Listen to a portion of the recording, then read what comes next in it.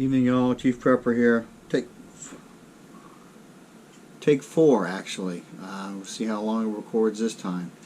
Happy 4th of July. Hopefully nothing stupid happens over the next couple hours here. I'm in Central Texas. Man, this camera is just acting the fuck up. Anyway, we'll see how long it records. Back to Prepper Nations Live. I was talking about Red Dawn, how to be everything Red Dawn was and worse. Short notice for them to get out of town. And even doing so, they were met with enemy resistance and took fire going over a fence and stuff. They went by a gas station. One of the young men's dads gave them hunting gear, camping gear, rifles, ammo, and food, and was summarily killed for that. They had experienced hunters, so they had people who could hunt and process wild game. And some of the inexperienced people commented about the only meat they had was stuff they shot. And, well, figure that out.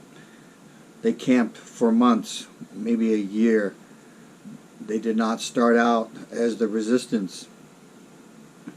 There were executions, re-education camps, and the enemy controlled the town. They were cold, they were hungry, they were dirty, someone was on guard, they had losses, someone within their ranks betrayed them, struggled mentally before they became the resistance with killing the enemy. And you get hardened to that. They had a battery-operated radio. After months of being in the woods, that was their only source of information. Another important note, they made time to mentally take a break. But even doing that, there were guards watching. So those are some of the things that you should consider and understand, that if we have a Red Dawn here in America situation, or if we have fighting, and if you're on the move, those are bug out people. And then they had one place they could go visit where they could kind of take a break, and then just understand it's not going to be good. And one of the things the movies don't depict during all of these things is you're not going to take a shower. Hardly ever. They don't do a good job on showing people dirty. They also don't do a good job on showing people's clothes being filthy. Because trust me, after wearing something for a week, it's dirty. If you live down here in Texas where it's 100 degrees every day, you're going to sweat like no tomorrow. And when you sweat enough, you stop sweating, and then you can get overheated. That's one of the things that happens. Your pores get clogged, and if you've ever been in the woods for a long time and then you don't sweat as much, part of that's becoming climatized, part of it's because you're dirty and your body can't sweat. And then you go take a shower and you're like, golly, I'm sweating like crazy. It's because the pores have been opened up. The other thing is, how do you wash your clothes? If we have a shift event and there's no power, I have big galvanized steel buckets. I have a wringer. I have a washboard. I need to invest in another washboard and another wringer. I can always make do with some kind of tub I have or a garbage can. But people are like, really? I mean, yeah. For 6 weeks, that's how me and my soldiers washed our clothes in Iraq, because we had everybody snickered at me and laughed at me, and I invested in that stuff out of my pocket. And then one of my soldiers in a week lost 4 sets of uniforms and half his underwear and socks. And we had 6 uniforms when we left. And in a week, he went from 6 to 2. And then his underwear and socks count went down to like 7.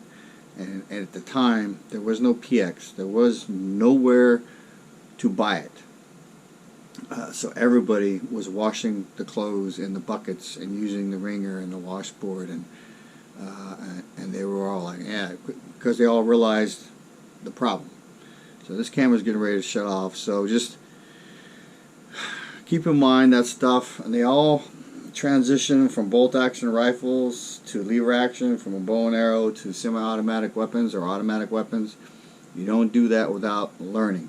They didn't show them training on all that new weaponry. You can't just pick up a weapon and use it efficiently, or shooting the crew-served weapons the way they did. So some of this stuff was very unrealistic. Some of it was like, all right, that's cool, but you need to pay attention to the details of the story, and then pay attention to what it's going to be like in the event that, guess what, it happens.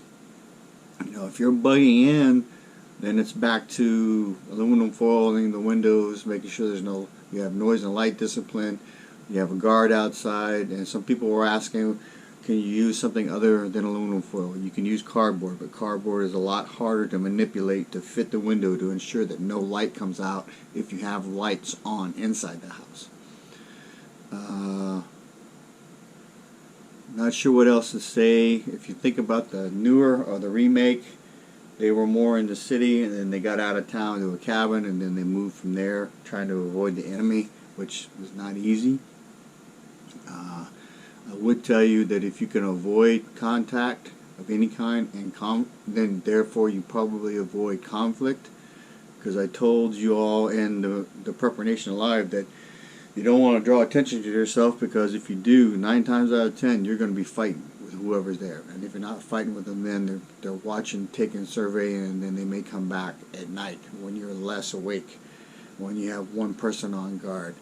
And when I alluded to one thing about that you're not sleeping through the night anymore, the other thing is, if you are asleep, you're going to have to be able to go from dead sleep to wide awake in seconds, not minutes. Not, what's that noise? You have to be up and moving with your weapon to wherever the commotion is, and you have to be watching, because you don't want to be shot as you're moving by someone who's overwatching what's going on.